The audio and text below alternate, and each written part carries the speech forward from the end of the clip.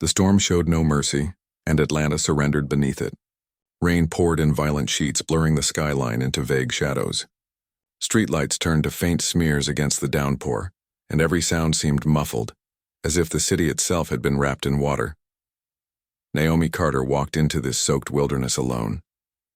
At 24, she carried dreams that had collapsed under the weight of rejection. Hours earlier, she had left an interview that ended with polite smiles and a curt dismissal. She had nowhere left to go. Her landlord had locked her out when rent went unpaid, and her last bills had vanished into bus fare. Her thin jacket clung to her shoulders, useless against the wind that cut like a blade. Her sneakers were soaked through until her toes lost all feeling. Her hands burned before turning numb. Each step forward felt heavier. Each breath stabbed her chest. She told herself to reach a cafe, but her body no longer listened. At Peachtree and 10th, the storm shoved her against the glass wall of a tower that seemed to spear the clouds. She recognized the name etched in silver above the doors. Ellison Global, a corporation she had only read about. Her legs buckled and she collapsed on the frozen steps. Rain plastered her hair to her lashes until she looked like a fragile statue abandoned in the storm. She curled into herself, whispering a prayer no one could hear, and the world dimmed to gray. High above, Malik Ellison had just returned from Johannesburg, his flight pushed ahead of approaching weather.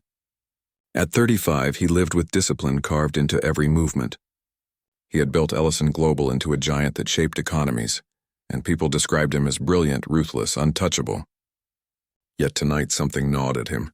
Restlessness pressed against the walls he had spent years fortifying. As he crossed the lobby, the doorman mentioned a figure outside. Normally Malik would not have cared. The city was full of drifters. But the concern in the man's voice drew his eyes to the security monitor. On the screen, a young woman huddled against the steps, trembling violently, her face drained of color. Rain drenched her until she seemed part of the pavement. The doorman muttered that he would send her away before residents complained. But Malik's voice cut through the air with sharp command. He remembered another night, another body losing warmth on a mountain trail, lips blue, breath fading. He dropped his luggage and strode to the door. The storm clawed at him with wet fists. His shoes slid on the soaked stone as he rushed down. The woman did not respond when he called. Her head lulled to the side, eyes half closed, breath shallow like threads of glass. He crouched beside her, pressing his hand to her shoulder. The chill made him flinch. Her skin felt like carved marble, as if life itself had already retreated. He touched her cheek, urgency flooding him, and knew she was slipping toward death on the doorstep of his empire. Naomi Carter hadn't always been a shadow slipping through the cracks of the city. She was born in a small Alabama town where summers smelled of magnolia, and Sundays meant gospel songs filling the kitchen. Her mother's cooking kept the house warm with love, but that world ended when Naomi was 16. Her mother's sudden illness claimed her life in months, and the home that once pulsed with comfort fell silent. Her father, once a dependable mechanic, drowned his grief in bottles until the shop closed and bills stacked high. Naomi learned quickly that no one was coming to rescue her. She worked shifts at diners, braided hair for cash, and carried herself with the stubborn belief that she could stand alone. By 21, she had saved enough to rent a tiny studio in Atlanta, hoping to sell her paintings at weekend markets. For a brief moment, she felt close to her dream. Yet the city devoured optimism as fast as it did money. Rent climbed, buyers disappeared, and friends who had once promised support drifted into their own struggles. Within 2 years, the studio closed. Naomi never admitted defeat aloud, but the peeling walls of her room knew her silent tears. Independence became her armor, but armor grew heavy when carried too long. On the other side of the city, Malik Ellison built an empire of glass and steel. The son of a diplomat father and a jazz singer mother, he grew up between continents, learning to calculate exchange rates before most kids memorized multiplication tables. His brilliance opened doors at Howard University, where he studied engineering and finance. While his peers partied beneath southern skies, Malik buried himself in labs, determined to create something that would outlast him. By 30, he had transformed his startup into a multinational force in communications technology. Reporters called him visionary. Rivals called him ruthless. Investors called him reliable. None called him warm. His reputation was a wall he had learned to cultivate. That wall began years earlier when he was 27. He had loved once with reckless honesty. Her name was Amara, a fellow climber who dared him to scale mountains across Africa and Europe. On one expedition in the Drakensberg, a sudden storm trapped them overnight. Hypothermia crept in like a thief. Rescue teams arrived too late for her.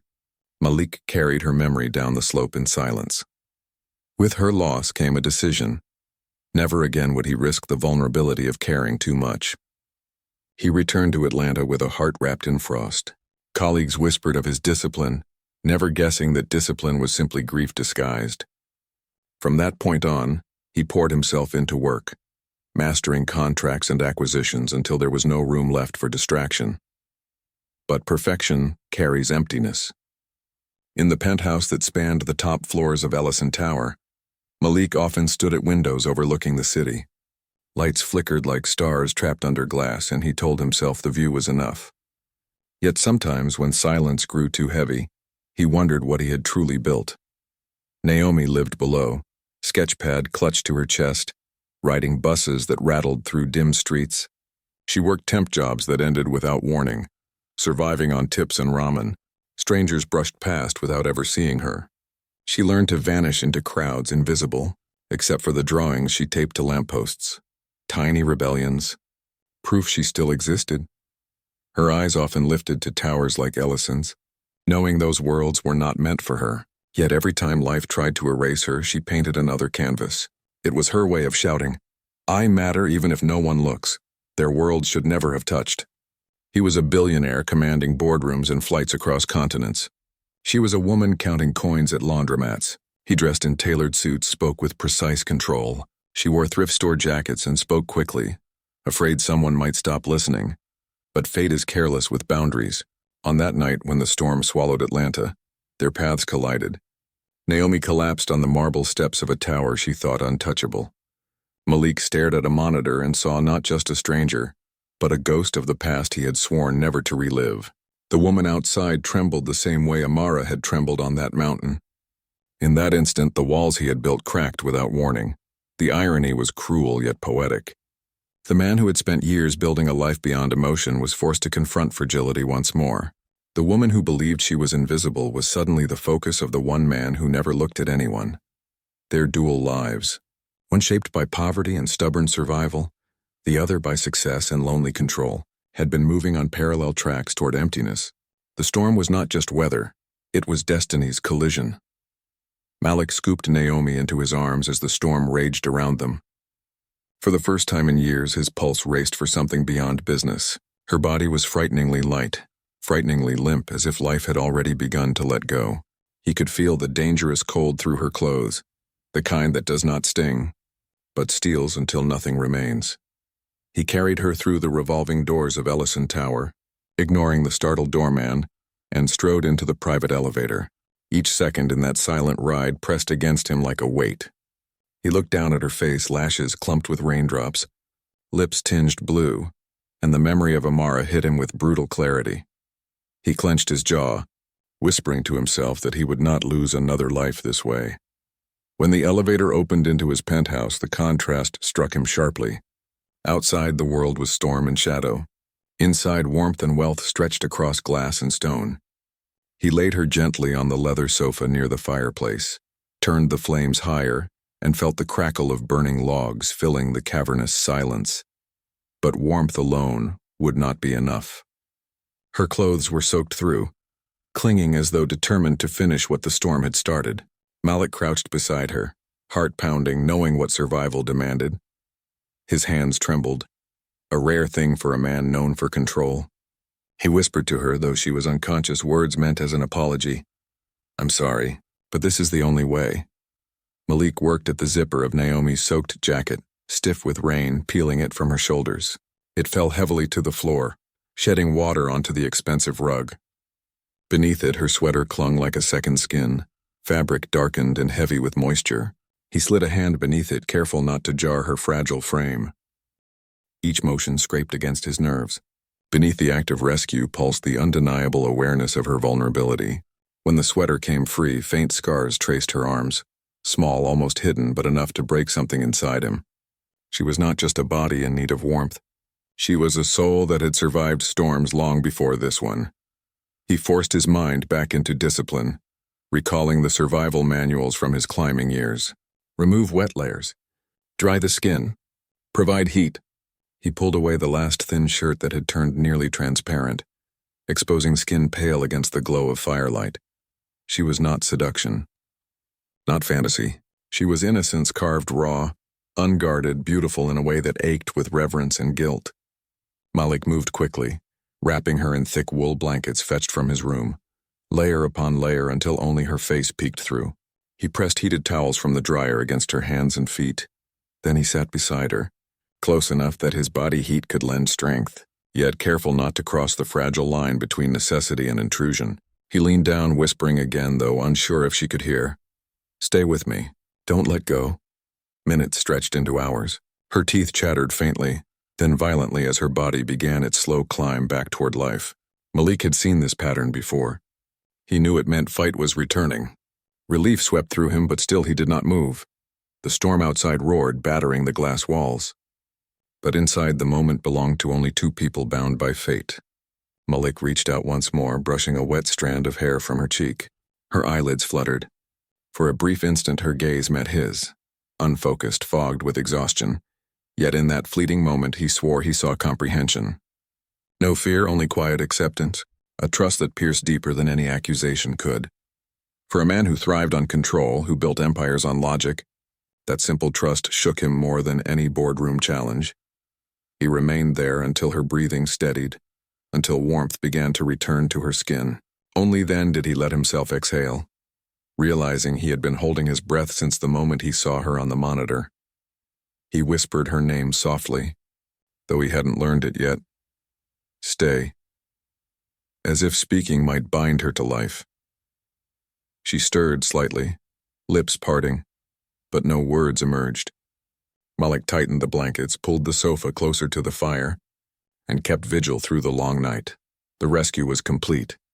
But something in his chest told him this was not an end. This was the beginning of a bond he never expected. When Naomi opened her eyes the next morning, she did not recognize the world around her. The first thing she noticed was warmth. Deep, all-encompassing warmth, so different from the freezing air of the night before. The second was light. Sunlight pouring through vast panes of glass, painting golden stripes across a living room larger than any space she had ever seen. She blinked in confusion. The memory of rain and collapse rushed back. She tried to sit up, but the cocoon of blankets pulled her down, vertigo spinning her back against the cushions. A low voice cut through her haze. "Take it slow. You nearly didn't make it." Her gaze shifted and landed on him, Malik Ellison. She didn't know his name, not yet. But he stood only feet away in a simple shirt and dark trousers, hair tousled from a night without sleep. His eyes, dark and sharp, studied her with an intensity that felt protective yet unsettling. Her throat burned as she whispered. "Where am I?" "Safe," he answered. After a pause, he added softly, "In my home." Naomi's eyes darted around the penthouse, polished stone floors, towering shelves, art pieces that looked worth more than her entire life savings. Panic stirred in her chest. She tugged the blankets tighter around herself. Why did you bring me here?" she whispered. Malik's expression stayed unreadable, though something flickered in his gaze. "Because you would have died out there," he said plainly. The words hit with blunt force. Memories flooded back, the steps, the rain clinging to her lashes, the fading of her body into nothing. She swallowed, her voice raw. "You should have called an ambulance." He moved closer, crouching until his eyes were level with hers. By the time they arrived, it would have been too late. "I know the signs. Hypothermia doesn't wait." She studied him, confusion mixing with unease. How could a man like him know such things? The question slipped out before she could stop it. "Why did you care?" His jaw tightened. Silence filled the room, broken only by the crackle of fire. Finally, his voice came low, edged with something heavy. "Because I couldn't watch someone disappear again." The weight of those words pressed against her, hinting at wounds buried deep. She wanted to ask what he meant, but exhaustion pulled at her and fear of intruding kept her quiet. Instead, she whispered, "Thank you." Malik inclined his head slightly as if unaccustomed to gratitude. Rising, he poured water into a glass and brought it to her. Drink. Her hands trembled as she accepted it. The cool water soothed her dry throat. For a few minutes, neither spoke. She stared at the city beyond the glass walls, sunlight bouncing off towers, cars crawling below like ants. She wondered how far she had fallen from the girl who once believed she could paint beauty into this world. Malik stood near the window, profile carved against the skyline. And Naomi, wrapped in layers of warmth, wondered why a man surrounded by so much power looked as lonely as she felt. Finally, she gathered her courage. "My name is Naomi." He turned, his eyes finding hers again. "Malik," he said simply. The exchange lingered between them. Ordinary, yet charged with something unspoken. She repeated it under her breath as if testing the shape of it. "Malik." He moved closer again, adjusting the blanket around her shoulders with careful precision. "You're safe now." The words carried no flourish, yet they struck deeper than any promise. For a woman who had lived most of her life unseen, the simple act of being noticed felt overwhelming. She wanted to believe him, wanted to rest in the certainty of his presence. But fear whispered that nothing this secure could last. Malik must have read the tension in her eyes because his voice softened. "Rest, we'll talk when you're stronger." She closed her eyes, her mind spinning with questions. Who was he? Why had he saved her? What did he mean about not watching someone disappear again? Still, beneath her uncertainty, a fragile sense of safety began to take root. Malik remained near, watching until her breathing slowed. For the first time since Amara's death, he allowed someone to rest within his walls. He told himself it was duty, circumstance, survival. Yet when Naomi had looked at him and asked why he cared, something inside him fractured. He whispered her name softly, as if the sound itself might anchor her to life. Naomi. And in that quiet morning he knew one truth already. The moment he carried her through the storm, his life had changed course. Naomi remained in the penthouse for several days as her body recovered. Each morning she woke in disbelief that she was still alive, that she wasn't back in her rented room with its broken heater and peeling wallpaper. Malik kept a careful distance at first. He made sure she had food, medicine, blankets, everything she needed, but he never pressed her with questions.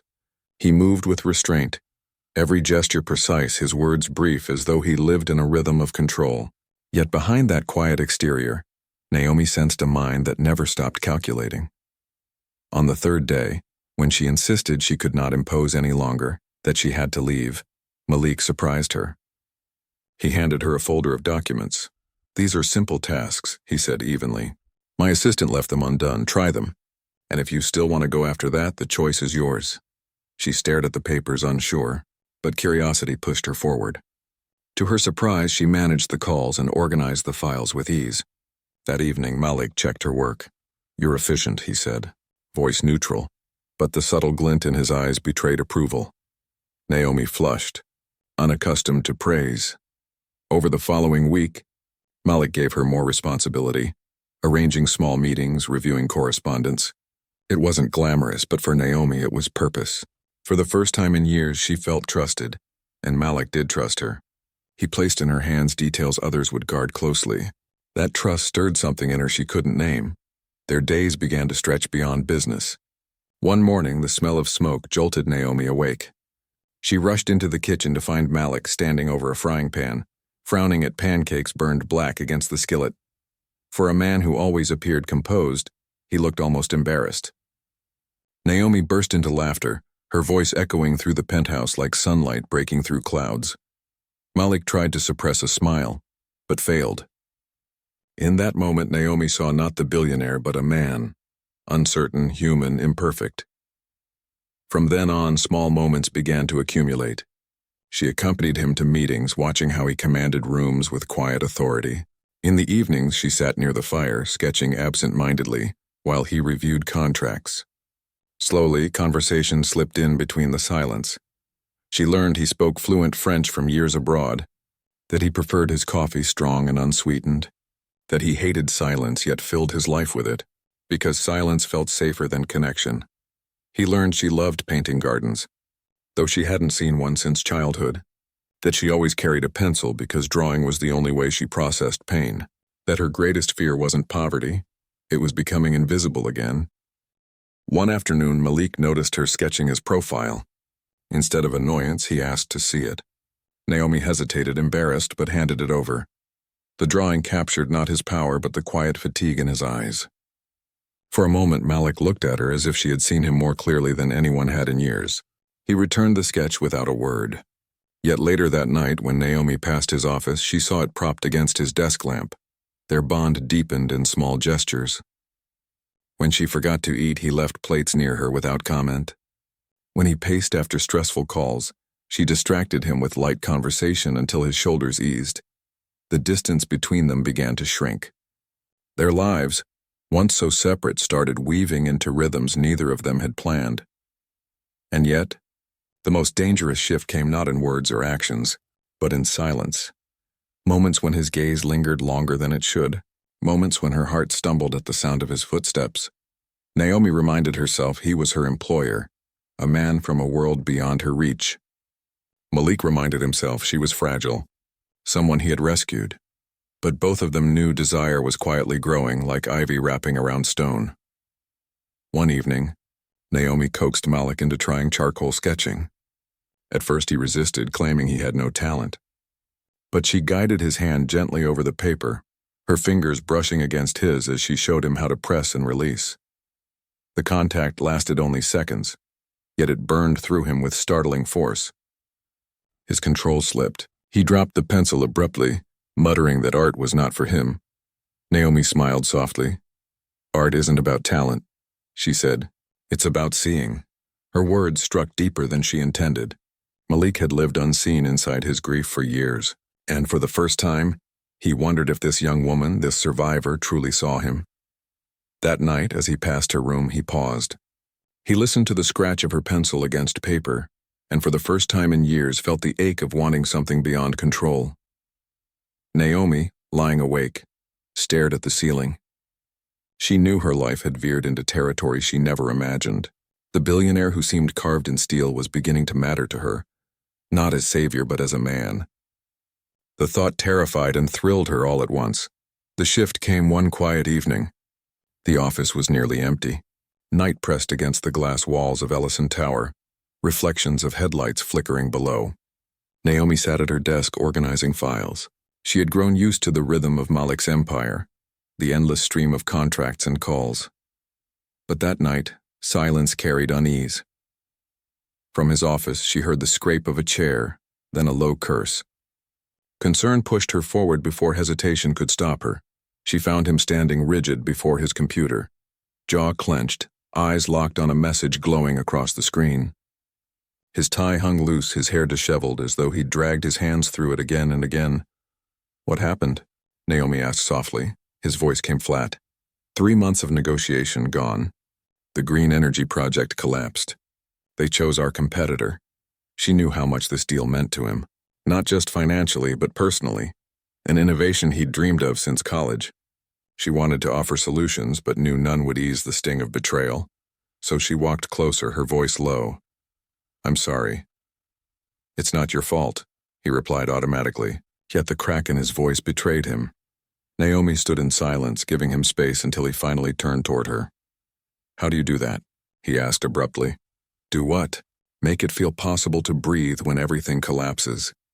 His words landed heavier than she expected. She stepped closer, heart racing, close enough to see the silver flecks in his dark eyes. "Feelings aren't weakness, Malik," she whispered. "They're proof something matters." For a long moment he only stared. Then slowly, he crossed the space until only inches separated them. The air shifted, charged with unspoken tension. Every beat of her heart thundered in her ears. "You matter to me," he said finally, voice rough, stripped of armor. "You matter in ways that could destroy everything I've built, if anyone knew." Naomi's breath caught, her chest tightening with shock and longing. "Then don't let anyone know," she whispered back.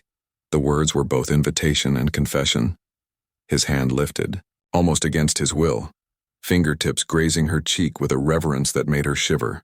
Naomi closed her eyes, leaning into his touch, surrendering for one impossible.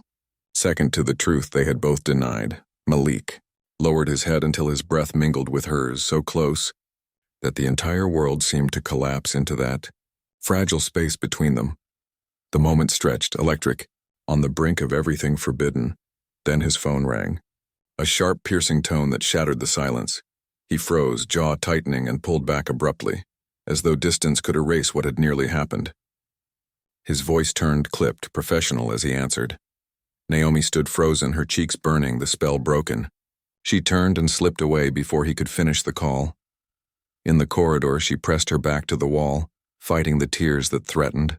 They had nearly crossed the line, and the realization left her both exhilarated and afraid.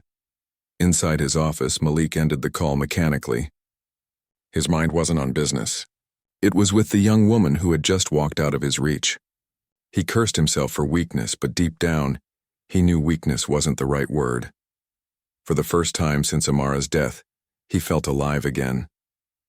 He felt the dangerous hope of wanting someone, not as a shield against loneliness, but as a partner in life. And that knowledge terrified him more than failure ever could. The city that had nearly drowned Naomi in storms now turned into a predator of another kind. It began with whispers in the corridors of Ellison Tower. Curious eyes lingered too long when they saw the young woman working close to Malik Ellison. By the second week, whispers spilled into the open.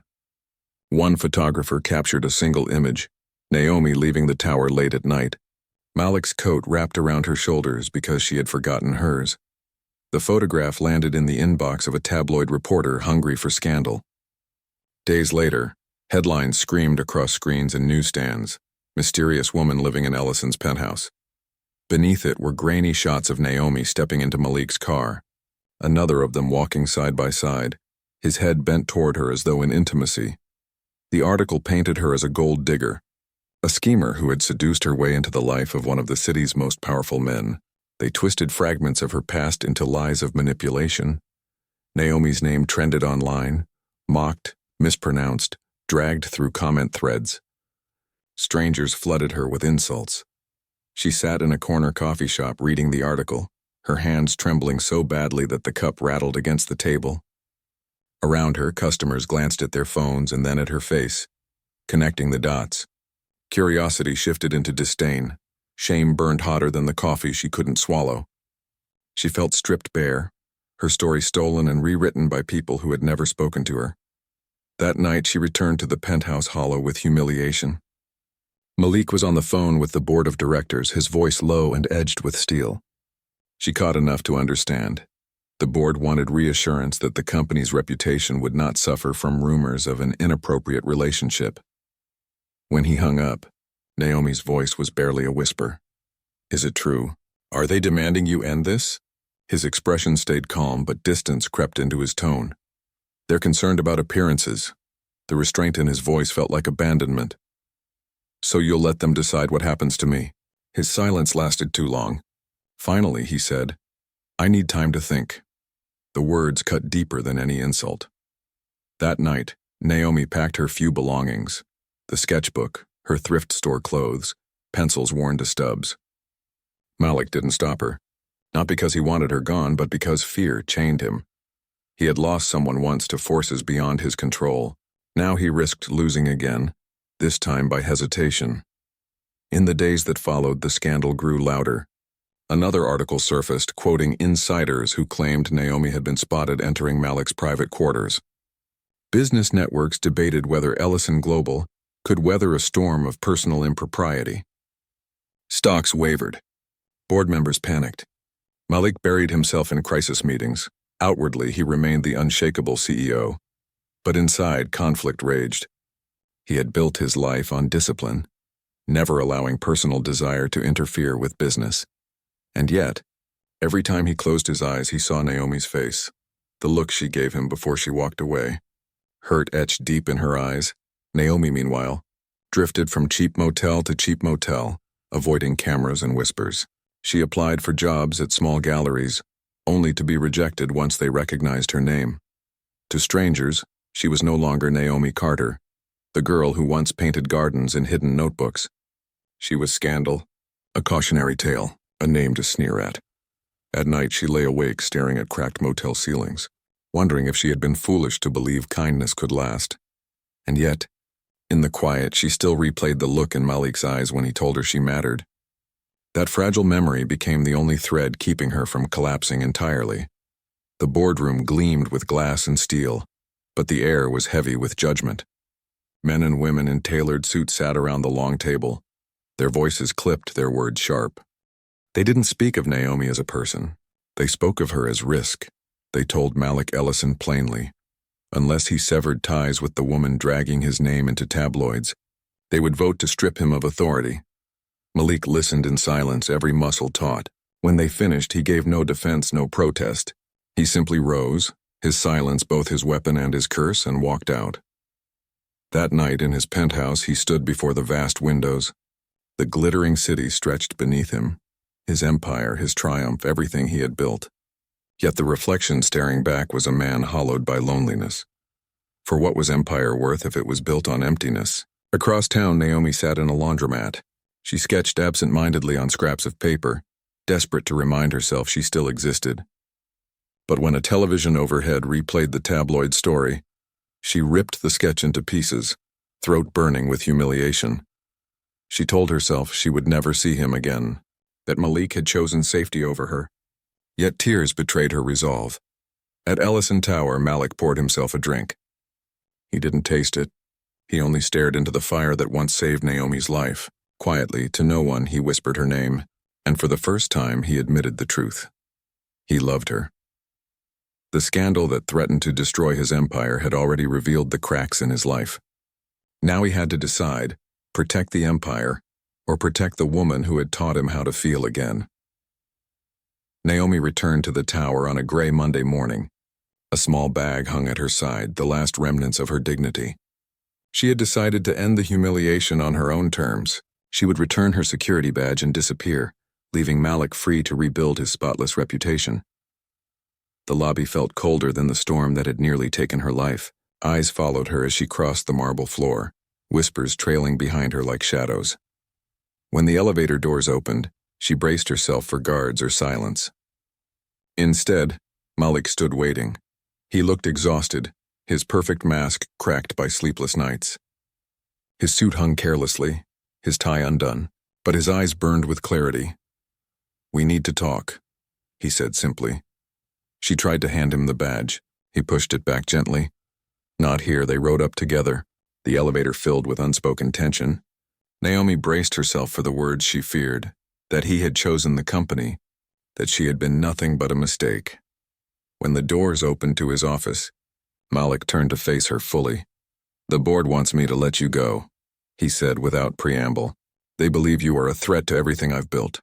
Her heart sank, though she had expected it. She whispered, "Then let me go. I won't be the reason you lose everything." His jaw tightened. He stepped closer, voice sharper now. "That's what I thought I would say. But I can't." Naomi blinked, not understanding.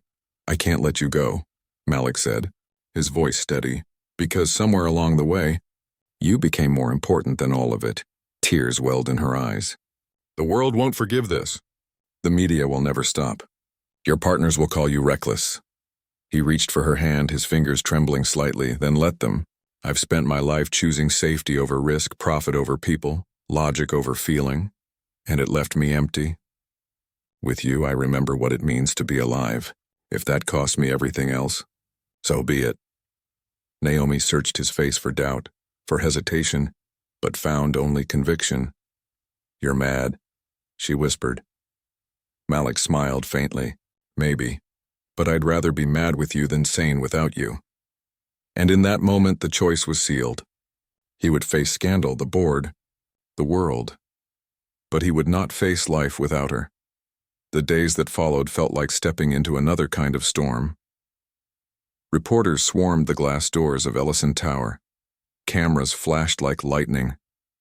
Voices shouted accusations, questions, demands, but Malik did not flinch.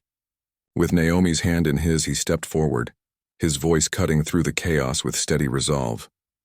"She is with me by choice," he declared, "and I am with her by choice. That is all anyone needs to know." The scandal did not vanish overnight. Some headlines mocked him for recklessness. Others admired his defiance. Inside the company, The board pressed for distance, but they could not deny that Malik's leadership kept profits steady. Naomi found herself straddling two worlds, the relentless pace of boardrooms and the quiet hours she carved out for her art. In the mornings, she arranged Malik's schedule, guarded his time with new precision. In the evenings, she returned to her sketchbook, drawing the city skyline from the penthouse windows. One night, Malik discovered her standing before an unfinished canvas, frustration clouding her face. He stepped behind her, his voice low and certain. "Keep painting. The world doesn't get to take this from you." Slowly, Naomi returned to galleries, first anonymously, then with Malik's subtle support. The same media that once labeled her a gold digger now reviewed her work, surprised by the depth and honesty in her art. Malik, too, began to change. His employees noticed he smiled more. Meetings once carried out with ruthless precision now allowed room for humanity. He still commanded with authority, but his decisions showed balance, guided not only by numbers but by purpose. For Naomi, the greatest change was internal. For years she believed she was invisible, a shadow slipping through crowded streets. Now she felt anchored. Malik didn't see her as scandal or burden. He saw her as equal. They shared dinners where silence was comfortable. Evenings by the fire where her laughter filled spaces once haunted by ghosts. Mornings when he stood quietly watching her sketch, as if memorizing the shape of peace. Their bond was no longer built on rescue. It was built on choice, chosen each day through every challenge. Judgment still lingered in glances, whispers still followed them in public. But the difference now was that they faced it together. Naomi no longer apologized for existing in his world. Malik no longer hid his need for her presence. In the rhythm of ordinary days, extraordinary love took root, the kind of love that did not erase scars, but wove them into a shared story.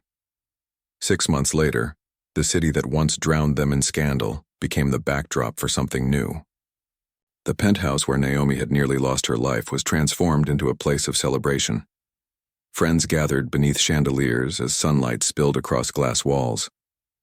Naomi wore a simple white dress, nothing extravagant, but when Malik looked at her, it might as well have been spun from starlight. He stood in a dark suit without the armor of corporate perfection. His smile unguarded, his hand steady in hers. The ceremony was small by choice. No press, no headlines, only the voices of people who mattered. When Malik spoke his vows, his voice was stripped of pretense. "I built empires and lost myself. Then I found you, and remembered what it means to be human." Naomi's voice trembled as she answered, "I thought I was invisible until you saw me, and because of that I will never disappear again." Applause filled the room, not the roar of a boardroom, but the warmth of acceptance. That evening, they stood at the same window where Malik once wondered if success meant anything at all. Now Naomi leaned against him, her head resting on his shoulder, and together they watched the city glitter beneath the night sky. Naomi's art began to bloom beyond the penthouse walls. Her first gallery show drew critics who wrote of resilience captured in paint, of colors holding the weight of storms survived. She signed her canvases simply, Naomi Carter. But those who knew understood. Behind every stroke was a partnership that had healed two broken souls. Malik, too, had been reshaped. He still commanded Ellison Global, but his vision changed. Profits mattered, but so did people. His decisions reflected that balance. Employees whispered their boss was happier now, that his eyes carried warmth they had never seen before. The board, once fearful of scandal, eventually accepted the woman by his side. Not as a threat, but as part of the man who led them. Marriage did not erase hardships, but it gave them the strength to face them, together. On quiet nights, Naomi still carried her sketchpad to the fire. Malik still watched her draw, his heart steady with the knowledge that life had given him a second chance. Sometimes, she would ask him if he regretted risking his empire for her, and his answer never changed. "I would build it all again, if it meant finding you at the end." In the hush of those evenings, they both knew the truth. Love does not simply save lives, it brings them back to life. And for two souls once lost in storm and silence, that was enough.